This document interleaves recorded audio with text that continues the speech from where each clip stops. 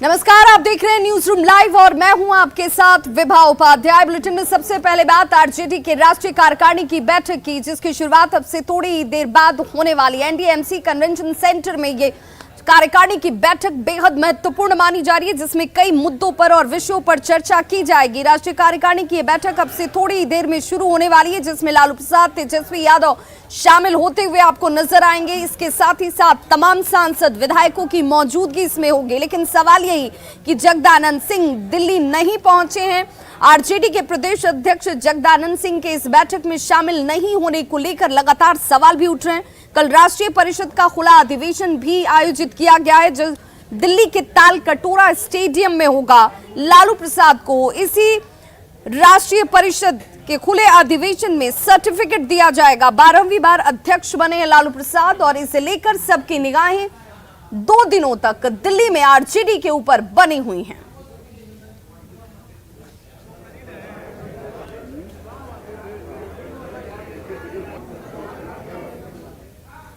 और इसी बीच बड़ी खबर आ रही है सुधाकर सिंह के बयान से जुड़ी हुई, जिनसे पूछा गया कि इस बैठक में जगदानंद सिंह शामिल क्यों नहीं हो रहे हैं, तो उन्होंने सीधे तौर पर कहा कि इसे लेकर मुख्य प्रधान प्रवक्ता की तरफ से कोई आधिकारिक बयान दिया जाएगा कि आखिर इसमें जगदानंद सिंह क्यों नहीं पहुंच रहे हैं। लेकिन अपने बयान पर मैं अब भी कायम हूं, यानी जिस बयान को लेकर लगातार सुधाकर सिंह के ऊपर सवाल खड़े किए जाते रहे और जिसके बाद उनका इस्तीफा भी ले लिया गया, उस बयान पर वो अब भी कायम है। जगदानंद सिंह के बैठक में नहीं पहुंचने पर उन्होंने कहा कि पार्टी के प्रधान प्रवक्ता इस पर कुछ भी आधिकारिक बयान देते हुए नजर आएंगे।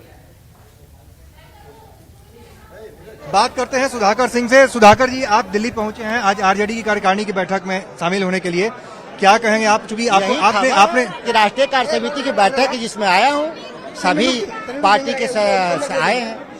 चूंकि एक नाराजगी थी, आपने इस्तीफा दिया था जब उस वक्त। किसकी नाराजगी? हमारी नाराजगी कहीं नहीं है। कौन कहा? जगदानंद सिंह जी नहीं पहुंचे हैं अभी। बारे में पार्टी के प्रधान प्रवक्ता बताएंगे। लेकिन सवाल सबसे बड़ा यही है, जगदा बाबू प्रदेश अध्यक्ष हैं, वो कार्यकारिणी की बैठक में नहीं शामिल हो रहे हैं। छोटा कार्यकर्ता हूँ, उनके बारे में मैं क्या बता सकता हूँ। लालू जी से कल आपकी मुलाकात हुई थी, क्या आपकी शिकायत दूर हो गई है? हमारे वो नेता हमेशा रहे हैं। शिकायत आपकी दूर हो गई है सुधाकर जी? हमारी कोई शिकायत नहीं है पार्टी से। अपने बयान पर कायम है सर? सर आखिर में एक सवाल, आप अपने बयान पर कायम है जो अपने सवाल? अभी भी। चलिए, तो इनका कहना है अभी भी उस बयान पर कायम है जो सवाल सुधाकर सिंह ने उठाए थे। कैमरामैन सोनू मंडल के साथ अमितेश सिंह, न्यूज 18 दिल्ली।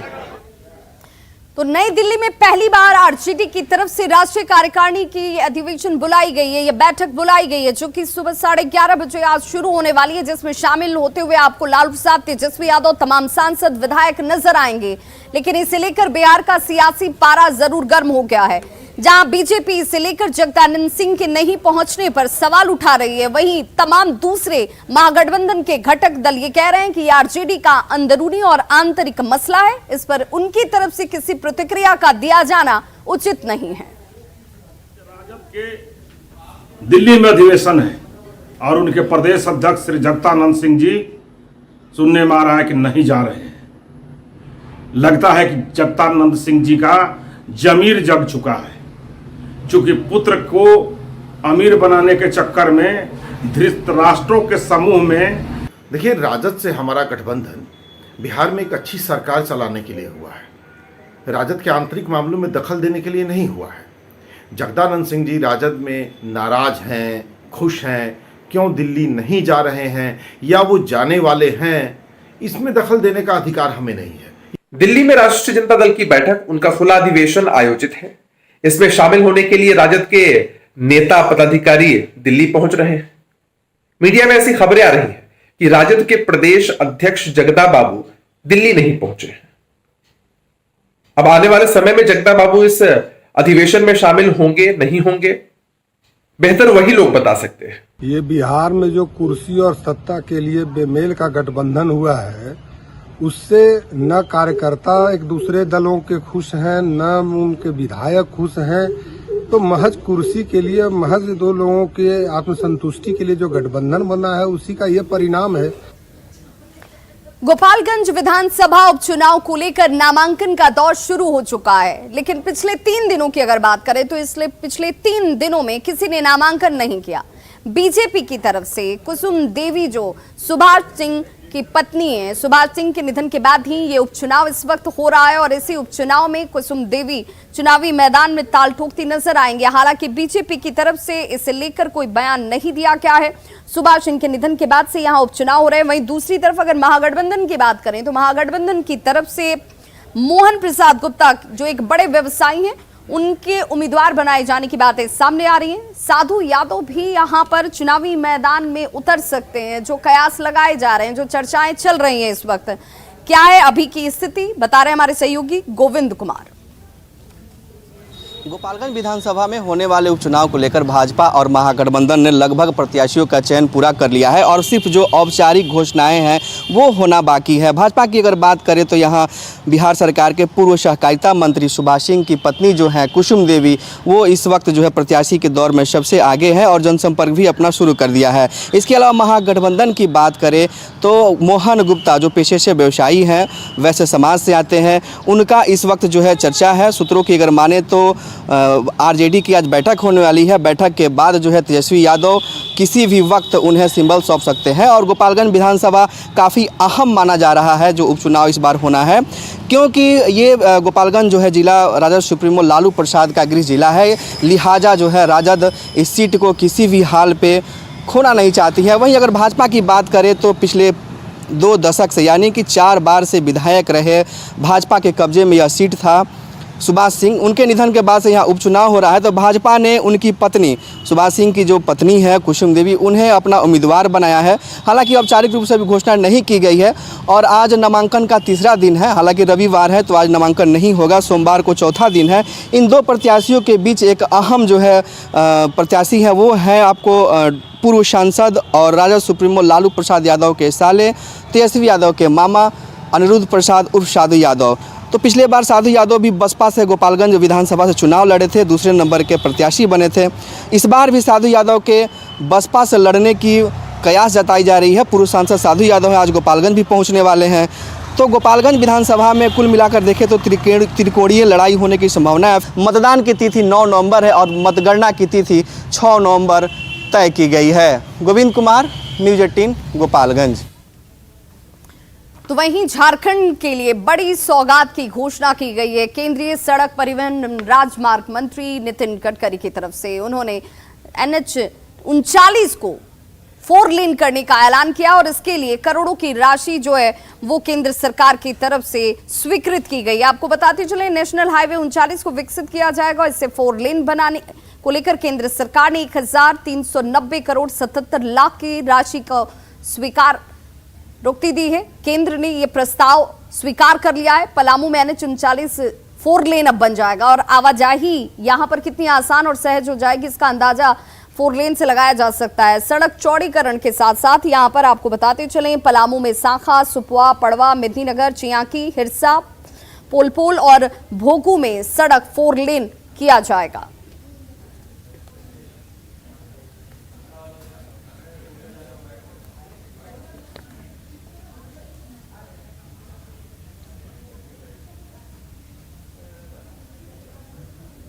देवघर में खूंटी से भी बड़ा घोटाला किया गया और यह आरोप लगाया है निशिकांत दुबे ने। जी हां, सांसद निशिकांत दुबे का यह कहना है कि यह घोटाला जो है वो खूंटी से भी बड़ा है और इसकी राशि अगर आप देखेंगे तो यह राशि बढ़कर जा पहुंची है। तकरीबन यह कहा जा रहा है कि इस राशि को लेकर जब जांच की जाएगी, हालांकि वो जांच की मांग कर रहे हैं, वो 200 करोड़ के आसपास की होगी। देवघर में मनरेगा घोटाले का आरोप सांसद निशिकांत दुबे की तरफ से लगाया गया और जिसे लेकर अब वो सीबीआई जांच की मांग करते नजर आ रहे हैं। सांसद निशिकांत दुबे की बात करें और सारठ विधायक रणधीर सिंह जरमुंडी के सोनाई ठाणी ब्लॉक में मनरेगा फंड से बने डोभा का निरीक्षण करने के लिए ये लोग पहुंचे हुए थे। उनके पहुंचने पर यह जानकारी जो है वो सामने आई है। कहा जा रहा है कि बीटीओ ब्लॉक ऑफिस से मौके पर पहुंचे और सफाई यहां पर हालांकि वीडियो की तरफ से सफाई पेश की गई। सांसद ने आरोप लगाया कि इलाके में मनरेगा योजना के तहत 300 करोड़ की राशि जारी की गई थी, जिसमें कम से कम 200 करोड़ का घोटाला कर लिया गया है। अब ये जांच सीबीआई की तरफ से होगी और तभी दूध का दूध और पानी का पानी हो पाएगा और इस वक्त ये बहुत जरूरी है क्योंकि हकमारी की जा रही है और ये घोटाला खूंटी से भी कहीं बड़ा है। पिछले 2.5-3 साल में जो है माननीय प्रधानमंत्री जी ने लोगों को जान बचाने के लिए, लोगों के रोजगार के लिए और प्रधानमंत्री अन्य योजना में जो है देवघर को दिया है, जिसमें मनरेगा में लगभग जो है 300 करोड़ रुपए आया है। मैं सीबीआई को लिखने वाला हूं कि पूजा सिंघल से बड़ा मामला यहां है, क्योंकि मनरेगा पूरा का पूरा केंद्र का फंड है और इसमें 200 करोड़ रुपए का घोटाला है। 300 करोड़ रुपए से 200 करोड़ का घोटाला है। क्यों? तो कांग्रेस भारत जोड़ो यात्रा पर है और झारखंड कांग्रेस की बात करें तो उसने झारखंड में भी इस भारत जोड़ो यात्रा के कार्यक्रम की शुरुआत उले हाथों से घोषणा के तौर पर सामने रख दी है। झारखंड कांग्रेस का यह कहना है कि यहां पर भी इस यात्रा के जरिए लोगों के बीच पहुंचा जाएगा और ये तस्वीरें इस वक्त आपके टीवी स्क्रीन पर खूंटी के उले हाथों से 10 अक्टूबर से ये यात्रा शुरू होगी। बिरसा मुंडा के जन्मस्थली से शुरू होने वाली भारत जोड़ो यात्रा अगले 31 दिसंबर तक चलती नजर आएगी। राज्य के सभी 264 प्रखंड हों, सभी 81 विधानसभा क्षेत्र हों, ये यात्रा वहां से गुजरती दिखेगी। एक साथ पूरे राज्य में कांग्रेस के पंचायत से लेकर प्रदेश स्तर तक के नेता इस यात्रा में शामिल होंगे और हर जिले में इसी तरह 10 किलोमीटर 15 किलोमीटर का एक रूट चार्ट तैयार किया जा रहा है।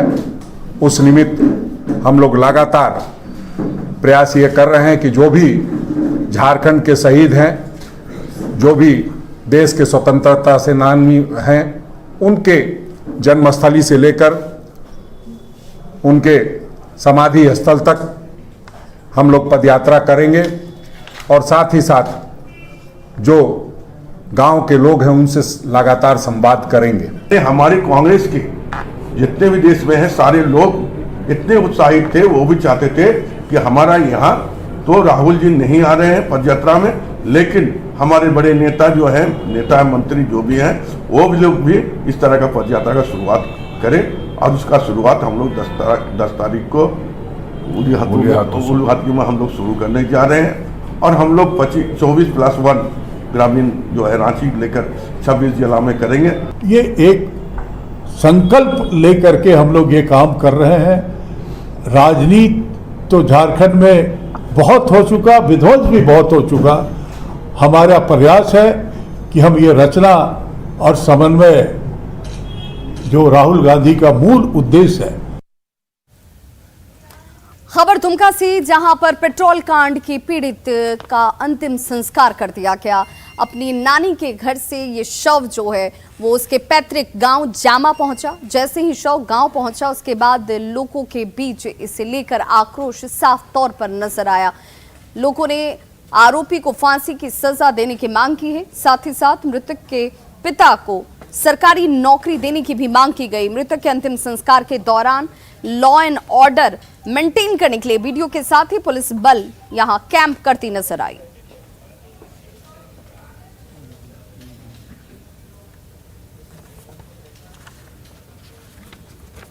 आप क्या चाहते हैं? हाँ, हमको लड़का का हवाले कर दिया, लड़का को फांसी होना चाहिए। निश्चित रूप से लड़का निश्चित रूप से। अब इसके अलावा आप सरकार से क्या चाहते हैं? सरकार से हमको लड़का चाहिए, हमको लड़का दे दीजिए ना सर। वहाँ से हमको जो लड़का को गिरफ्तार किया और लड़का हमको हवाले कर दीजिए। और कभी दुमका जिला में ऐसा नहीं हुआ था, लेकिन ये कम से कम 2 साल के अंतराल में जो देख रहे हैं, कम से कम नहीं तो अभी तक जो है यहाँ पर मैंने कम से कम 25 से 30 आदमी का जो है हत्या हो चुका है। और इसमें बेटियों का तो कम से कम अभी देखिए 1 महीना से 1.5 महीना के भीतर में 4 हत्या हो गए। यही मांग रखते हैं और फास्ट ट्रैक के माध्यम से उनको जो है फांसी की सजा होनी चाहिए। तो मारुति की मौत के बाद जहां हर तरफ से आवाज उठ रही है कि आरोपी राजेश को फांसी की सजा दी जाए, वहीं दूसरी तरफ आरोपी की पत्नी और भाभी का कहना है कि जिस वक्त ये हादसा हुआ उस वक्त राजेश घर में ही मौजूद था। आरोपी की पत्नी और भाभी से बातचीत की हमारे सहयोगी गौरव झा ने। राजेश जिस पर कि मारुति हत्याकांड का आरोप लगा है उसके घर पर इस वक्त हम हैं। नौनिहाट में प्रदर्शन हो रहा है, उसके घर पर इस वक्त हम हैं और ये 2 महिलाएं जो बैठी हुई हैं, एक राजेश की पत्नी है और दूसरी उनकी बड़ी भाभी है और उनके पीछे ये इनका छोटा सा घर है। भाभी क्या नाम हुआ आपका? बिजली देवी है। क्या लगता है कब आप लोगों को पता चला कि ऐसा हुआ? पता तो सर उसको उठाया तब पुलिस आया तब? हाँ, पुलिस आया, मेरा घर गया तब हम उसको पता चला। तो आप लोग को पता नहीं था कि ये ऐसा नहीं सर, कभी नहीं सर। इसको तो हम इतना छोटा से देखा सर। हम लोग को शादी होने के बाद 20 साल हो गया, अभी हुआ है सर 2002 का 2022 चल रहा है। तो आप लोगों को ये लोग प्रेम प्रसंग के बारे में पता था? कुछ नहीं सर, कुछ नहीं कुछ नहीं पता है। पता तो इतना बड़ा कांड कर सकता है, उसका दूसरा शादी करवा सकता है सर। उनकी बीबी है यहाँ पर, हम इनसे भी बातचीत करते हैं कि क्या इन्हें पता था कि राजेश किसी और लड़की से बातचीत करता है। क्या नाम हुआ आपका? लक्ष्मी देवी। आपको पता था ये सब चीज? नहीं, हमको पता नहीं थे। कब पता चला आपको? हमको पता चलवे नहीं कि जब ही इसको पकड़े हैं तब पता चले हमको। जब पुलिस आया तो? हाँ, हम तो फिर पुलिस आ गया तो फिर बोल रहे हैं हमको कि हम इसको कपड़ा काहे मांग रहे हैं, क्या चीज का हम दे, खाली बोल रहे कहा ना हमको कपड़ा दो। पुलिस कपड़ा मांग रही थी उसका? हाँ, तो हम नहीं दिए निकाल के, बोले का हम चलिए खींच दिए शाम को कपड़ा, हम वर्षा हो रहे थे तो हम चले गए, वो घर में दिखा दिए, वो खोजते दूसरा कपड़ा। तो उस वक्त राजेश कहाँ था जब पुलिस आई थी? तो जब राजेश घरे में थे नहीं, घर में नहीं थे, उधरे पकड़ लिए उसको। अच्छा, उसको पकड़ने के बाद कपड़ा लेने आए थे? हाँ, बांध से वो आ रहे थे। कितने बजे के आसपास पकड़ा था? 6-7 बजे। हाँ, सुबह। तो कहाँ गया था सुबह? कहीं वहीं से तो वापस नहीं लौटा? नहीं, वहाँ से नहीं आ रहे थे, ये बान इधर गए थे, उठ के बान इधर से आ रहे थे। वो इनका दावा है कि राजेश ने इस जघन्य घटना को अंजाम नहीं दिया है। इनका दावा है कि जिस रोज की यह घटना घटी है उस रोज राजेश अपने घर में ही था और सुबह के वक्त जब वो शौच के लिए बाहर गया था और वहां से जब वापस आ रहा था तो पुलिस ने उसकी गिरफ्तारी कर ली थी। हालांकि ये अब जांच का विषय है कि राजेश ने इस घटना को अंजाम दिया है या फिर नहीं। गौरव झा, न्यूज़ 18, दुमका। गिरिडीह में सीसीएल के कोल प्लांट से लोहा चोरी की घटनाएं लगातार सामने आ रही हैं और इस बार लोहा चोरी की घटना पर पुलिस ने वक्त रहते कार्रवाई शुरू कर दी।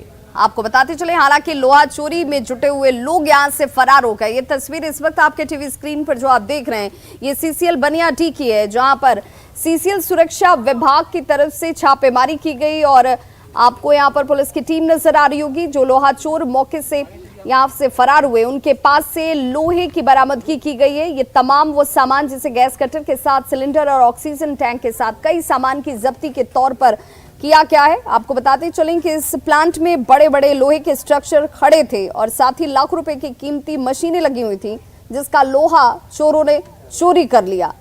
मौके पर पहुंची मुफस्सिल थाना पुलिस को इसे लेकर आवेदन सौंपा गया है। वहीं पुलिस अब लोहा चोरों की पहचान कर उनकी गिरफ्तारी की कार्रवाई में जुटी हुई है।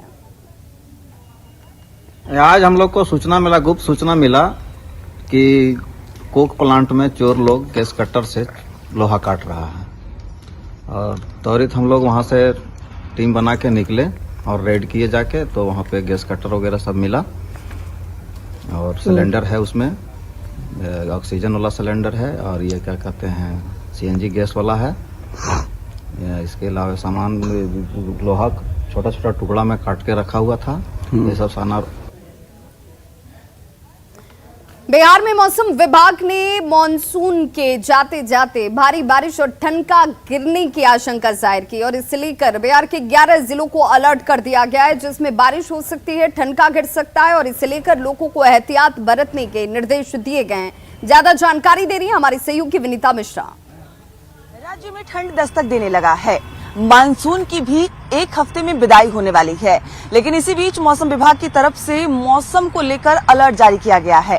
आपको बता दें कि मौसम विभाग ने कहा है कि आज पटना समेत कई ऐसे जिले हैं जहां हल्की बारिश के आसार नजर आ रहे हैं। वहीं बक्सर, गोपालगंज, पूर्वी और पश्चिम चंपारण समेत 11 जिलों के लिए वज्रपात की चेतावनी भी जारी की गई है। यानी 11 ऐसे जिले हैं जहां तेज बारिश होगी और वज्रपात को लेकर भी मौसम विभाग ने अलर्ट जारी किया है। अभी ठंड लगभग थोड़ी थोड़ी दस्तक देने लगी है, ऐसे में मानसून की विदाई भी होने वाली है, लेकिन मानसून जाते जाते अच्छी बारिश होने के आसार नजर आ रही हैं। आपको बता दें कि मौसम विभाग की तरफ से जो चेतावनी जारी की गई है उसके मद्देनजर 12 अक्टूबर यानी बुधवार को तेज बारिश होगी। यानी मौसम की विदाई से पहले एक बार फिर से राजधानी पटना समेत पूरे बिहार में अच्छी बारिश होगी। हालांकि आज की अगर हम बात करें तो आज पटना समेत कई ऐसे जिले हैं जहां हल्की बारिश होगी, लेकिन 12 अक्टूबर को पूरे बिहार में तेज बारिश होगी। हालांकि आज 11 ऐसे जिले हैं जहां मौसम विभाग ने तेज बारिश और वज्रपात को लेकर अलर्ट भी जारी किया है। कैमरा पर्सन मनीष जुनेजा के साथ विनीता मिश्रा, न्यूज़ 18 पटना। और अब बात गंडक नदी की, जिसने लोगों को परेशान करके रखा हुआ है। जी हां, गंडक बराज से लगातार पानी के डिस्चार्ज की वजह से अब गंडक नदी का जलस्तर जो बढ़ा हुआ था उस वजह से पानी गांव में प्रवेश कर चुका है और गंडक के निचले इलाकों में पानी के प्रवेश करने के बाद हालात किस कदर हैं आपके सामने इन तस्वीरों से साफ जाहिर होता हुआ। बाढ़ जैसे हालात और इन हालातों में बच्चों का हाल कैसे बेहाल है, इन तस्वीरों को देखकर आप सहज अंदाजा लगा सकते हैं। बैलगाड़ी अब लोगों का आशियाना बन गई है। खाने पीने से लेकर रहने तक यानी आशियाने तक की परेशानी अब इन लोगों के सामने है। लोग प्रशासन से सहायता उम्मीद लगाकर बैठे हुए हैं कि उन तक सहायता राशि पहुंचेगी, खाने पीने के राशन पहुंचेंगे। और बच्चों के सामने इस वक्त सबसे ज्यादा परेशानी, क्योंकि कई गंभीर बीमारियों का डर भी अब इन्हें सता रहा है। हमारे सहयोगी गोविंद कुमार की ये ग्राउंड रिपोर्ट देखिए। नेपाल में हो रही भारी बारिश और वाल्मीकि नगर बराज से 4,45,000 क्यूसेक कल पानी डिस्चार्ज किए जाने के बाद गंडक नदी उफान पे है और निचले इलाकों में तेजी से पानी बढ़ रहा है। ये सदर प्रखंड के राजवाही गांव है, जहां पर जो है घर है, फुसनुमा घर है। देखिए कैसे पूरा घर जो है बाढ़ के पानी में डूब चुका है और चापाकल हो या फिर मवेशियों के लिए नाव हो या फिर फुसनुमा घर हो, पूरा चीज़ यहाँ पर डूब चुका है।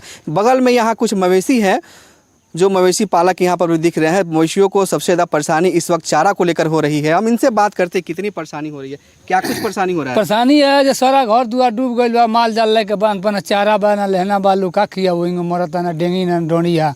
लोग जाओ पनिया में डूबे खाती। बारिश हो रही है ऊपर से, बारिश ऊपर से होता बा, नीचे से पानी बहले बा, लोग जाओ कहाँ बांध छोड़ के। तो पानी कहाँ से पीते हैं? पानी वही में से वह पानी लोग पिएता, दूसर कौन पानी पिए ना कल वोल हिले नहीं खेते लोग, कौन चीज गर्म करके पानी गर्म करके लोग वह पी के कहीं प्राण जिया होता।